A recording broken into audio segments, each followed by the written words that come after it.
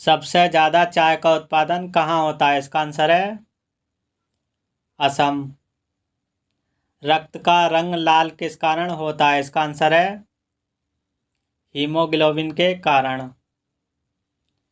Chemotherapy किससे संबंधित है? इसका आंसर है कैंसर से।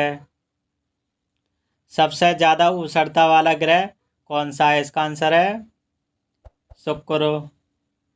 भारत में सबसे पहली जनगणना कब की गई थी? इसका आंसर है 1872 ईस्वी में।